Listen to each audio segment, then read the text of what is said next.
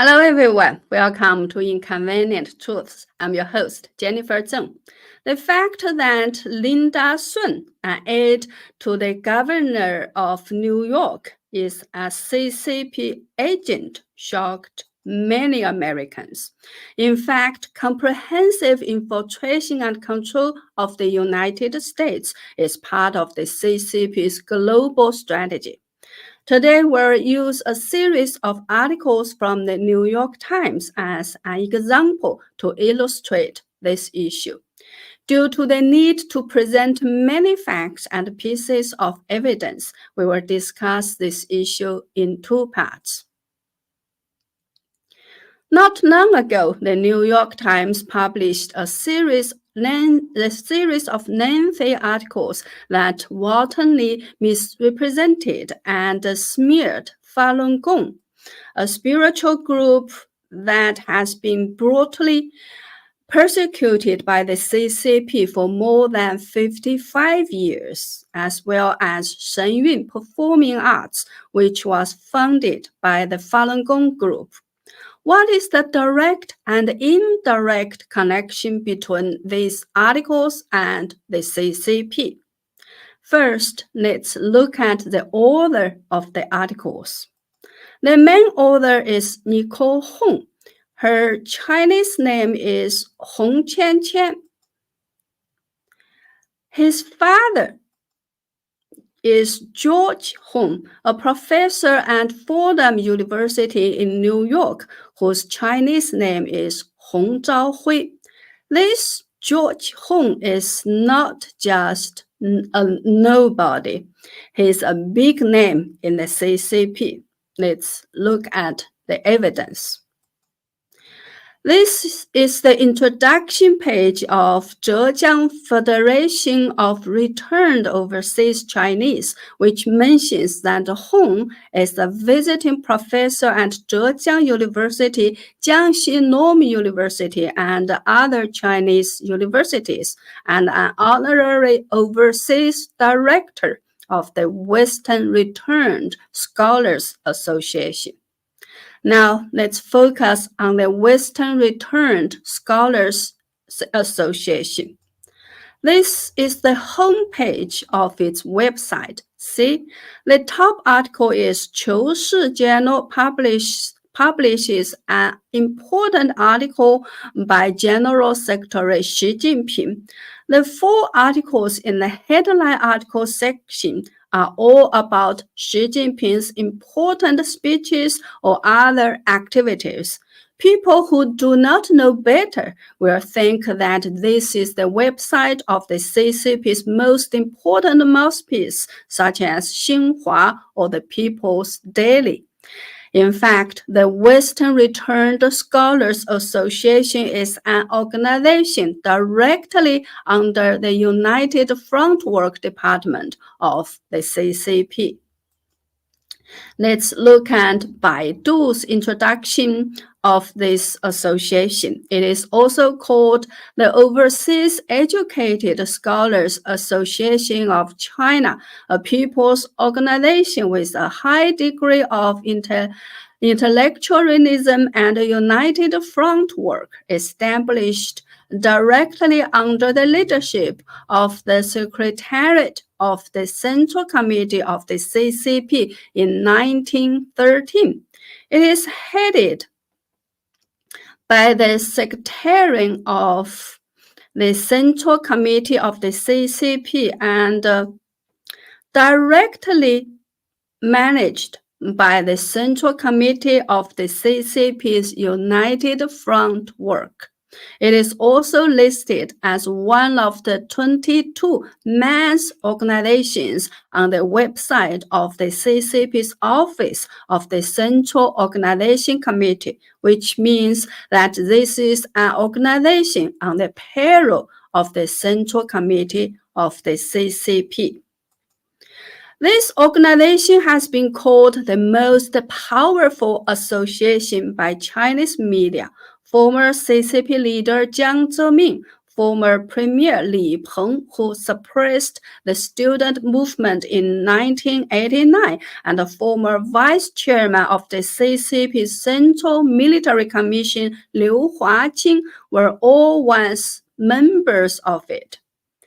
In addition, CCP leaders Deng Xiaoping, Jiang Zemin, Hu Jintao, and Xi Jinping have all inscribed words for it or attended its conference. This is Jiang Zemin's inscription for it, and this is a plaque with the name of he wrote for it on it. Standing on the left side of the plaque is Liu Yandong, former Chinese vice premier and minister of the United Front Work Department. On October 21st, 2018, the 100th anniversary of the founding of the association was celebrated at the Great Hall of the People in Beijing, where Xi Jinping personally delivered an important speech. Now we all know how important this Western Returned Scholars Association is, don't we? And the father of the reporter who wrote the New York Times articles attacking Shen Yun and Falun Gong is an honorary overseas director of this organization. Now let's take a look at George Hong's personal connections with the CCP. According to the National Zhejiang University, Hong graduated from Hangzhou University, now renamed Zhejiang University, in China in 1982, came to the United States to study in 1986, and began teaching in the United States in 1992, and has been working at various universities in the United States ever since. However, just 2 years after he started working, as early as 1994, he started traveling to China to give various speeches and exchanges. This article mentions that on September 10, 1994, he gave a speech at the Department of History of the Beijing Normal University. And these are the photos in the article. This article shows that on June 29, 2010, he was invited to give a lecture at Renmin University of China.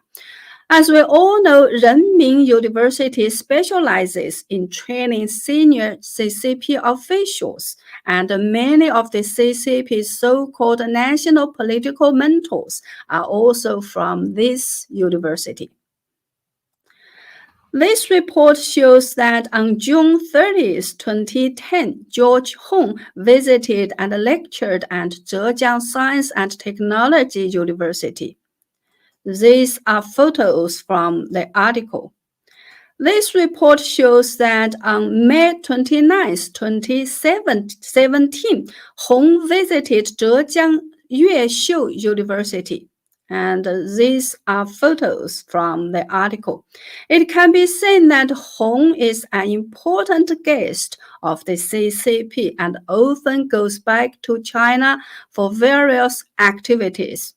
As we know, not long ago, the US FBI arrested a CCP agent, Tang Yuanjun, who is in fact a veteran pro-democracy activist. He was sentenced to 20 years in prison for his participation in the 1989 student movement, which was later reduced to 8 years. And after his release, he smuggled himself to Kinmen Island of Taiwan by swimming in 2002 to seek political asylum. And then he came to the United States, became a US citizen, and continued to engage in pro-democracy activities. However, in 2018, he wanted to go back to China because his mother was very sick, and because of this, he was forced step by step by the CCP to become a CCP agent. In other words, in order to go back to China, he paid the price of working for the CCP, which he has always opposed and fought against. Therefore, not everyone can just go to China casually. I myself have never been able to go back to China since I escaped in 2001, even when my father was dying in 2014. In 2014, yes. So if George Hong can go back to China so frequently, what kind of person is he? As a historian, Hong has also written articles to promote positive US-China relations.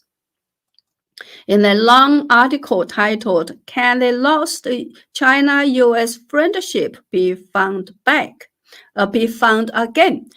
Hong proposes many suggestions and finally says, quote, "Once the US and China completely fall out, sever diplomatic relations and China returns to the Mao Zedong era, the US from top to bottom will have to discuss again who lost China again, and it will be necessary to investigate which American politicians abandoned this priceless, limitless market of China, who forced China back to Mao Zedong's era of isolation," unquote. He refers to China as a priceless, limitless market, clearly implying his support for the CCP. So how do we know that George Hong is Nico Hong's father? He said so himself. Check out this book he wrote, Introduction to Property Economics. In the foreword, he mentions, quote, "My daughters, Hong Qianqian and Hong Xiaoxiao, have utilized their knowledge of U.S. government policy and business operations to challenge and suggest some of the ideas in the book, which have also benefited me," unquote. And Xin Lucy Lu, a professor at DePaul University, said in an article in Chinese, "A friend of mine, Professor Hong Zhaohui's daughter, Nicole Hong, is a reporter for the New York Times and won the Pulitzer Prize in 2019. This article even confirms that Hong Qianqian's English name is Nicole Hong and that she is a reporter for the New York Times. So now we know that the father of the main reporter of the New York Times, who wrote the series of articles attacking Shen Yun at Falun Gong, is an honorary member of the Western Returned Scholars Association, which belongs to the CCP's United Front Work Department, and of which even Jiang Zemin used to be a member. So what kind of status is that? I think it is not an exaggeration to call George Hong an official of the CCP's United Front Work Department, regardless he's on the payroll or not. As we all know, in many Chinese families, including families in many Asian countries, the relationship between family members is usually relatively close, and the parents have a great influence on their children. Judging from the fact that George Hong especially mentioned his daughters help in the foreword of his own book, the relationship between them should also be close as well. So it is then not very inconceivable that Nicole Hong was influenced or guided by her father to accomplish something. Do you agree? Another fact to know is that in order to operate in China, the Western media must cooperate with the CCP to a certain extent. Former Chinese journalist Zhao Lanjian revealed that any foreign media outlet must be vetted before they can operate in China, and that the CCP's United Front Work Department must be involved in this process, carrying out United Front work with overseas reporters, and that the leaders of the CCP's United Front Work Department are in direct contact with the bosses or management of major overseas media outlets. Direct contact with the leaders of the CCP Central Propaganda Department is a dream come true for almost all overseas journalists, as it not only gives them access to the best insider information, but also the possibility of financial report. Zhao Lanjian said that the New York Times does have extremely close ties with the top echelons of the CCP. It even helped a certain gang within the CCP to successfully bring down former Chinese Premier Wen Jiabao, implicating former CCP head Hu Jintao and helping the top CCP factions to complete the change of power. Therefore, it is almost impossible that there is no collusion between the New York Times and the CCP. As we all know, when discussing a crime, we usually start from three aspects: motive, behavior, and consequences.